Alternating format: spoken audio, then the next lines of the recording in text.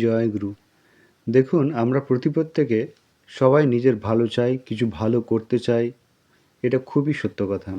কিন্তু অনেক সময় আমাদের প্রবৃত্তি বা খারাপ অভ্যাসগুলো সেই উন্নতির পথে যেতে আমাদের বাধা হয়ে দাঁড়ায়। আমাদের সে সময় পতন ঘটে।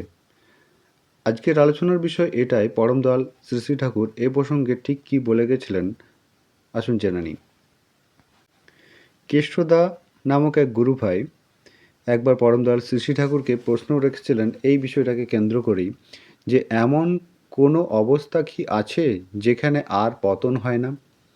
শ্রী শ্রী ঠাকুর জানিয়েছিলেন, সমস্ত প্রবৃত্তি ইষ্টে সম্পূর্ণভাবে অন্তরাশী হলে তখন পতনের আর ভয় থাকে না। যেসব প্রবৃত্তি ও আশা আকাঙ্ক্ষা ইষ্টের সঙ্গে সঙ্গতিশীল হয়ে ওঠে না, সেগুলিকে প্রশ্রয় দিলে বেঘোরে পড়ে যেতে হয়। সেগুলি নাকে দড়ি দিয়ে যে কোন ভাগাড়ে টেনে নিয়ে যেতে পারে তার ঠিক নেই। অহংকার, অভিমান ও নিজ খেয়ালের এলাকা পার হয়ে যে ইষ্টের চির অনুগত দাস হয়ে তাঁর মর্জি মতো চলতে রাজি থাকে, পরমপিতার দয়ায় সে রেহাই পেয়ে যায়। যে হয় তাঁর, সে পায় নিস্তার।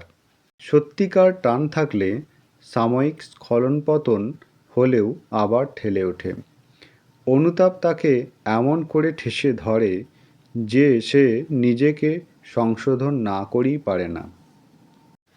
তাহলে আজকের আলোচনা থেকে একটা ধ্রুব সত্য আমরা পেয়ে গেলাম, ইষ্টের চির অনুগত দাস হয়ে তাঁর মর্জি মতো চলতে যদি আমরা রাজি থাকি, তাহলে পরমপিতার দয়ায় আমরা রেহাই পেতে পারি।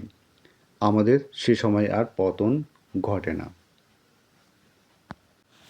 আলোচনাটি তাহলে এ পর্যন্তই। আলোচনা প্রসঙ্গে একাদশ খণ্ড, পৃষ্ঠা 69। আপনারা সকলে ভালো থাকবেন, সুস্থ থাকবেন। সকলকে জানাই রানন্দিত জয়গুরু।